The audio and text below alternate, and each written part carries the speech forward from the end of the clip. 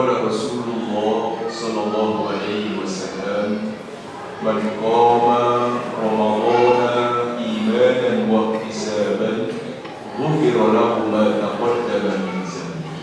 Sadaqallah wa sadaqa Rasulullah sallallahu alaihi wasallam.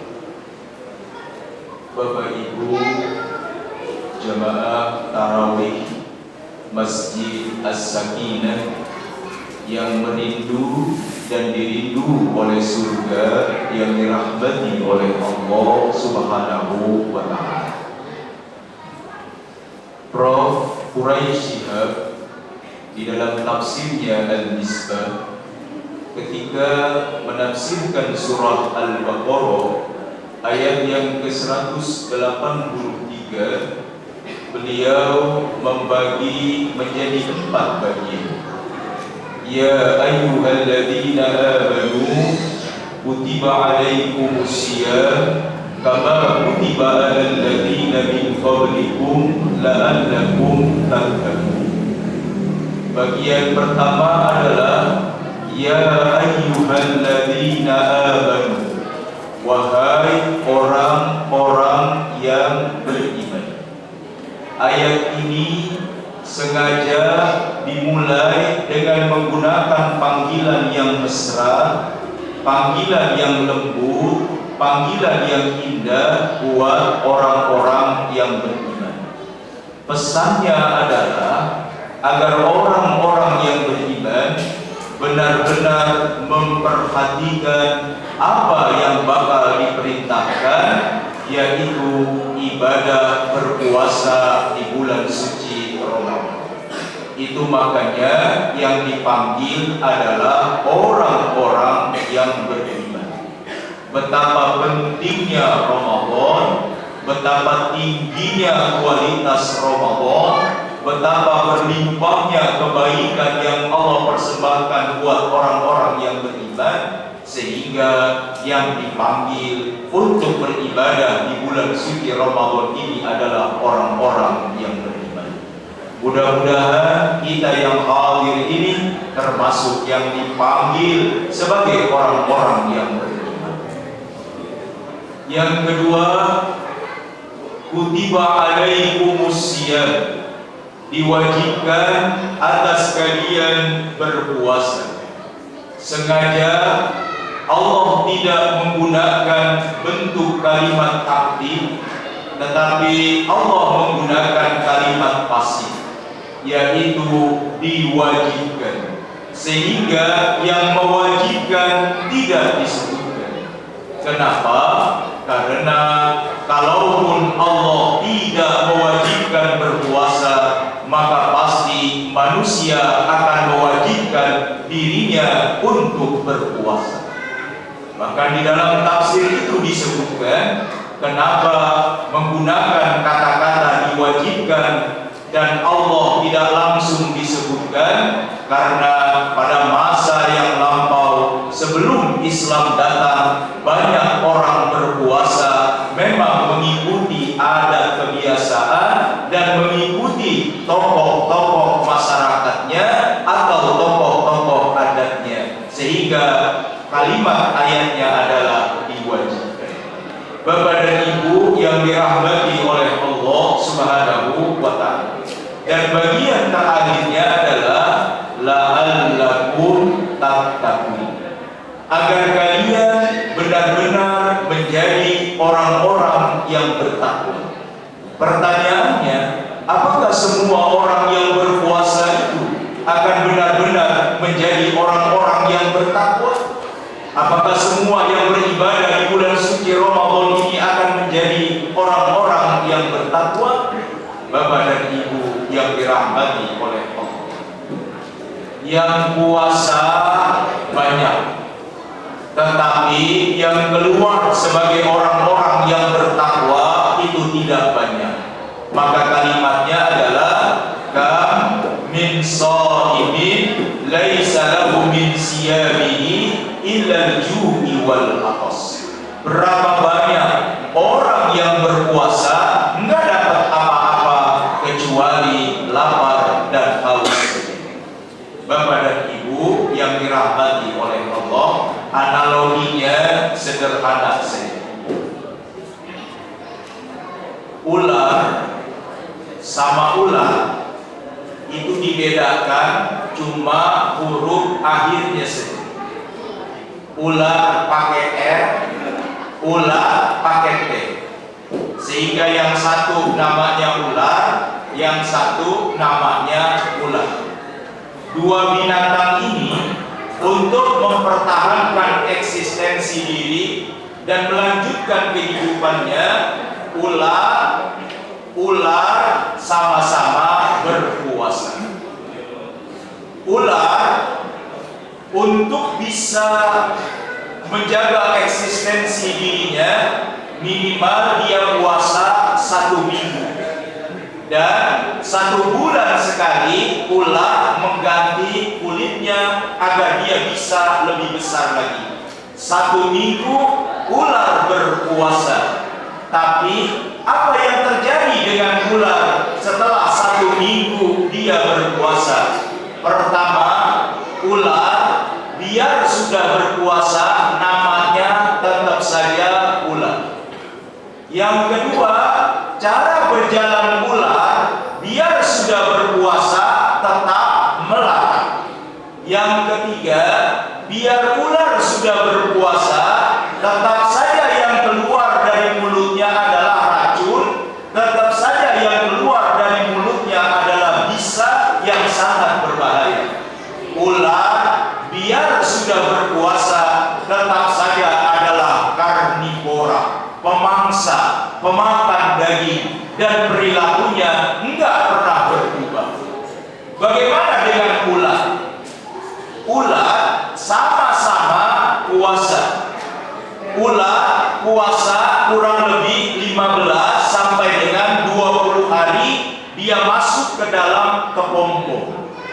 Begitu dia puasa, ular berubah menjadi kupu-kupu. Padahal sama-sama puasa dengan ular, tetapi dengan ular begitu selesai berpuasa namanya berbeda menjadi kupu-kupu.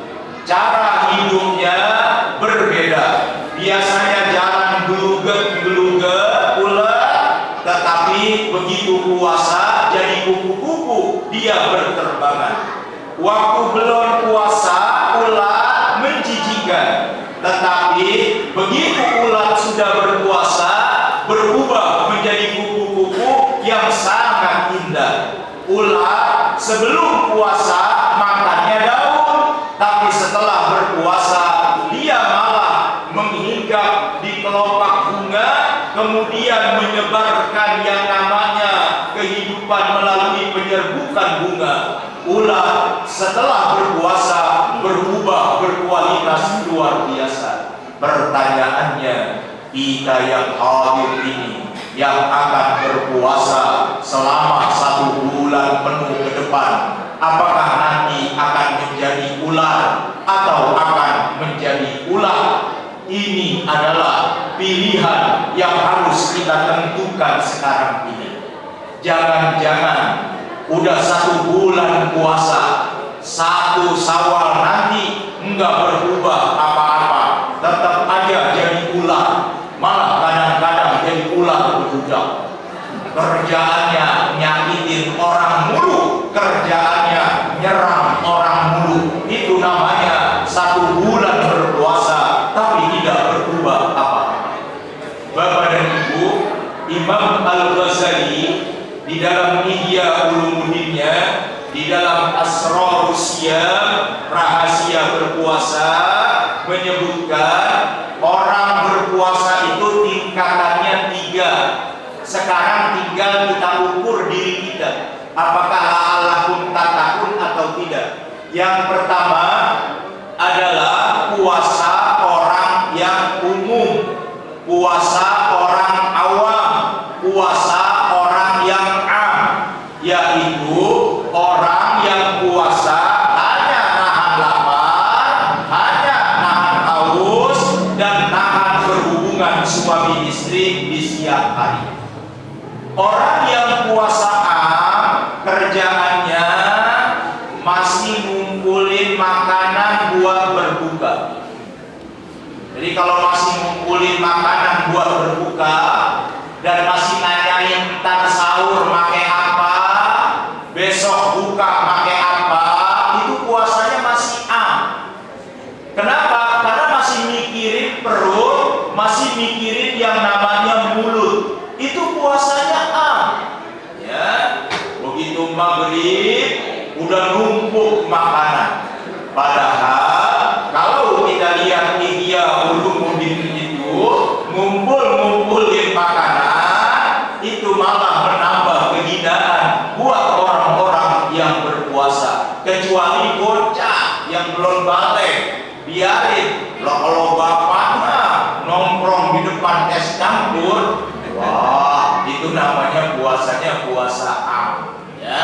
Yang kedua adalah puasa khawas. Puasanya orang yang khusus. Siapa mereka yang puasanya khusus ini? Bisa menjaga makan, minum, dan berhubungan suami istri. Dia bisa menjaga lisannya, matanya, kupingnya, perutnya, dan seluruh anggota badannya dari semua perbuatan yang dilarang. Jadi bukan sekedar menahan lapar, haus, dan dahaga, tapi dia kendalikan mulutnya, dia kendalikan kupingnya, dia kendalikan matanya, dia kendalikan perutnya, dan kemudian dia kendalikan hatinya untuk selalu khusyuk kepada Allah. Ini puasanya orang-orang yang khusus, dan ini puasanya orang-orang yang soleh. Kita harus berusaha di sini nih. Ya, kita tahan lapar, kita tahan haus, kita tahan tidak berhubungan suami istri di siang hari, tahan mulut kita dari mencela, dari mencaci, dari menggibah.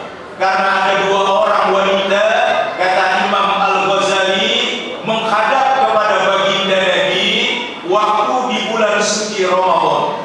Dua wanita ini kehausan, kelaparan, nyaris jatuh pingsan, dan dia minta sama Nabi untuk membatalkan puasanya. Maka kata baginda Nabi, beliau Rasul mengambil dua wadah, dan Nabi minta kepada wanita yang pertama untuk muntah di wadah itu, wanita yang kedua muntah di wadah yang satunya lagi, dan dua-duanya muntah mengeluarkan daging, muntah mengeluarkan darah, sehingga penuh di mangkok yang disediakan oleh baginda. Apa kata baginda Nabi? Beginilah orang-orang yang berpuasa. Kalau mulutnya mencaci maki orang lain, beginilah orang yang berpuasa. Kalau masih juga gibah membicarakan keburukan orang lain. Mari kita tingkatkan ibadah Ramadan kita dengan menjaga semuanya. Tuh tadi tuh pengurus masjid, ya, ketua panitia Ramadan tuh Pak Mustaqim tuh udah nyampein 13 program yang ada di As-Sakinah ini. Kita jemput, kita raih, kita syiarkan, kita ramaikan bulan suci Ramadan di As-Sakinah ini, sehingga kita bisa menjadi puasa orang yang soleh. Ustaz minta udah nyampein juga tuh dari Ramadan tahun lalu sampai Ramadan tahun gini, laporan keuangannya transparan, terbuka. Buat apa, disalurkan kemana, sampai saldonya tadi tuh dibacain setahun ini tinggal 10 juta. Apa artinya? Ayo Ramadan ini, kata baginda Nabi, khairus shadaqati shadaqatun fi Ramadan. Sebaik-baik sedekah itu adalah bersedekah di bulan suci Ramadan. Begitu kotak amal lewat, udah kita siapin yang 20.000, yang 50.000, yang 100.000. Pokoknya begitu kotak amal lewat, kita udah siap, bahkan kita udah nungguin. Jangan sampai kotak amal lewat, ya, orang-orang ngobrol kemana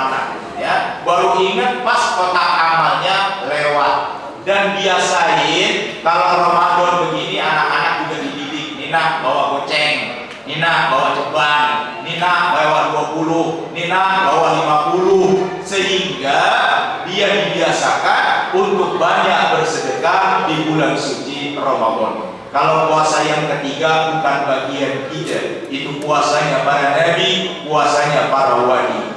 Mudah-mudahan kalau kita puasa bisa menahan lapar, haus, dahaga, kemudian jaga kuping, jaga mata, jaga lisan, jaga perut, dan juga jaga hati. Mudah-mudahan pada tanggal 1 Syawal nanti kita termasuk minal aidin wal faizin, termasuk orang-orang yang kembali kepada Allah dan termasuk orang-orang yang mendapatkan kemenangan. Assalamualaikum warahmatullahi wabarakatuh.